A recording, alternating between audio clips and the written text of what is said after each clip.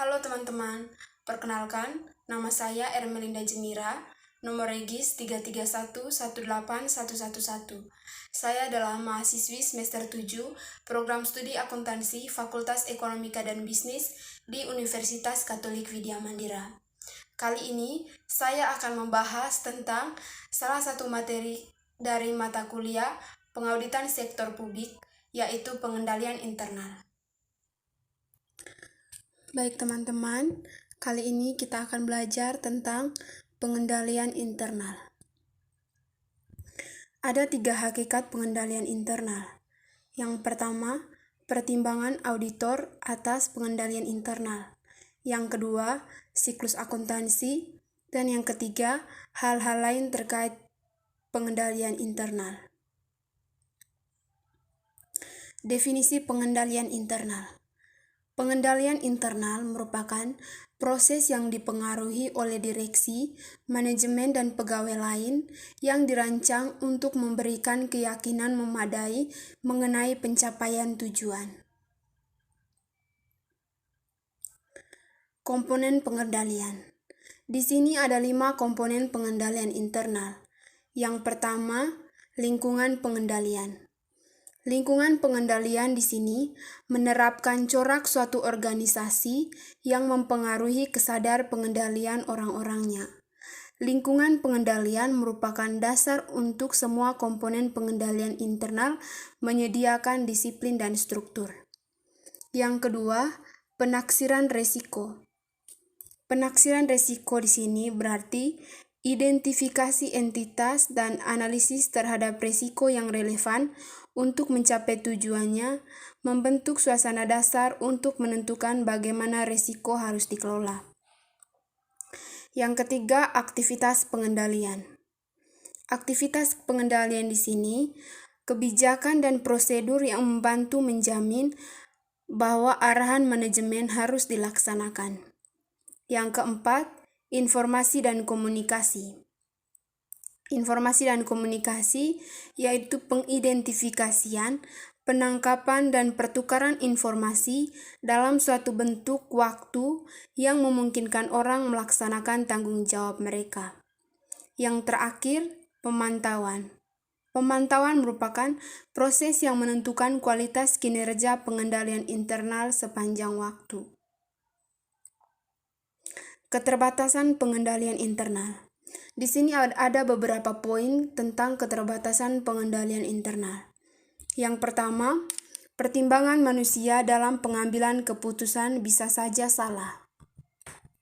Yang kedua, pengendalian internal dapat rusak karena kegagalan yang bersifat manusiawi, seperti kekeliruan atau kesalahan yang sifatnya sederhana. Yang ketiga, pengendalian dapat tidak efektif dikarenakan adanya kolusi di antara 2 orang atau lebih. Yang keempat, manajemen mengesampingkan pengendalian internal. Yang kelima, pengendalian entitas tidak boleh melebihi manfaat yang diharapkan dari perusahaan tersebut. Yang terakhir, adat istiadat atau kultur dapat mencegah terjadinya kecurangan yang dilakukan oleh manajemen, namun tidak mirip pencegahan yang bersifat mutlak.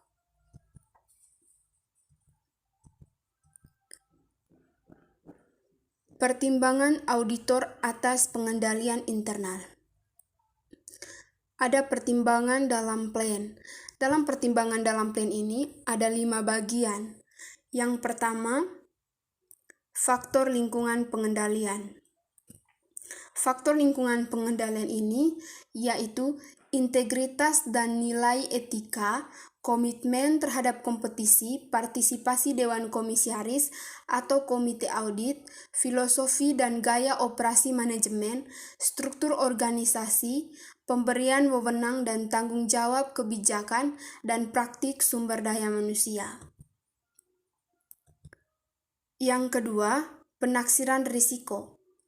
Penaksiran risiko entitas untuk tujuan pelaporan keuangan merupakan identifikasi analisis dan manajemen terhadap risiko relevan dengan penyusunan laporan keuangan yang wajar sesuai standar akuntansi keuangan di Indonesia. Yang ketiga, Aktivitas pengendalian. Aktivitas pengendalian yang mungkin relevan dengan audit dapat digolongkan sebagai kebijakan dan prosedur yang berkaitan dengan review terhadap kinerja finansial, pengolahan informasi, pengendalian fisik atas aset, pemisahan tugas, yaitu otorisasi, pencatatan, dan penjagaan aset. Yang keempat, informasi dan komunikasi.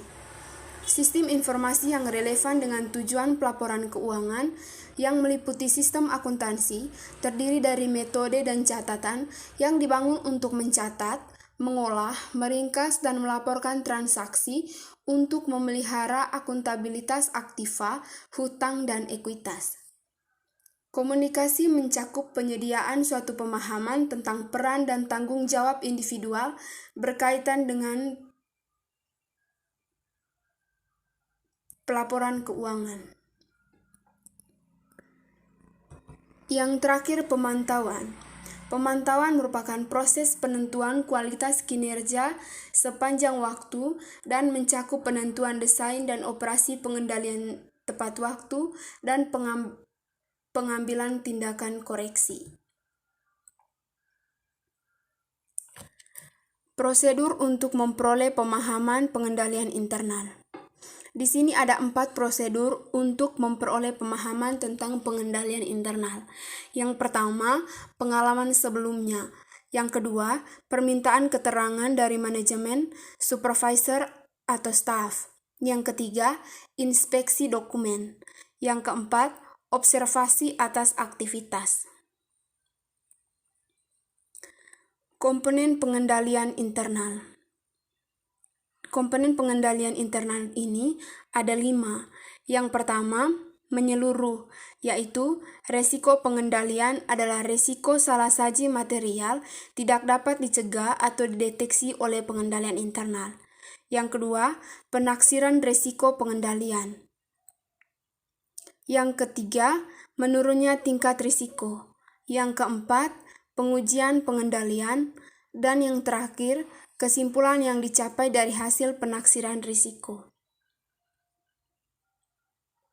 Siklus pelaporan akuntansi keuangan.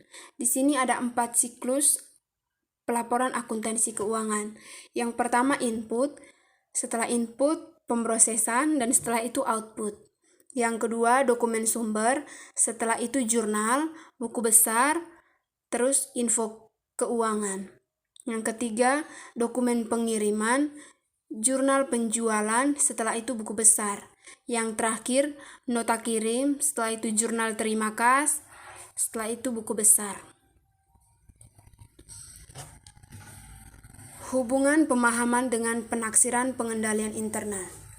Yang pertama, auditor seringkali merencanakan pelaksanaan beberapa pengujian pengendalian bersama dengan pemerolehan pemahaman atas pengendalian internal. Yang kedua, pengujian audit yang dimaksud untuk memperoleh pemahaman pengendalian internal dapat memberikan bukti mengenai efektivitas, baik desain maupun operasi pengendalian yang relevan dengan asersi. Yang ketiga, pengujian pengendalian tambahan dapat dilakukan untuk membenarkan pengurangan lebih lanjut tingkat resiko pengendalian taksiran. Bukti yang mendukung tingkat risiko pengendalian taksiran. Yang pertama, tidak ada satu pengujian pengendalian spesifik yang paling layak dan auditor harus memilih cara pengujian dari berbagai teknik yang ada, seperti permintaan keterangan, pengamatan, inspeksi, atau pelaksanaan ulang. Yang kedua, kalau tidak tersedia dokumen untuk mendukung pengujian, pengamatan, permintaan keterangan, teknik audit dengan bantuan komputer dapat digunakan. Risiko pengendalian dan risiko deteksi. Pertama, tujuan akhir membantu auditor dalam mengevaluasi risiko adanya salah saji material dalam laporan keuangan. Yang kedua, hubungan terbalik antara tingkat risiko pengendalian dan deteksi. Tanggung jawab auditor terkait pengendalian internal dalam suatu audit.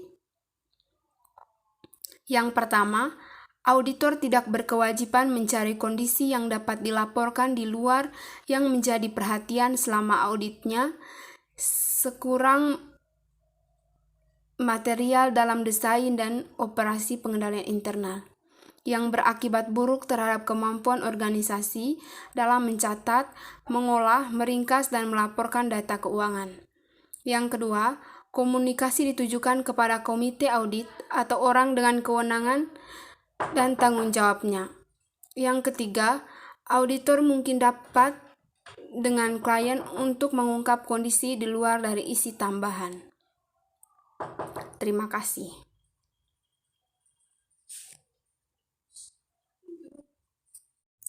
Terima kasih sudah menonton video ini. Jangan lupa like, comment, and share. Tiba-tiba.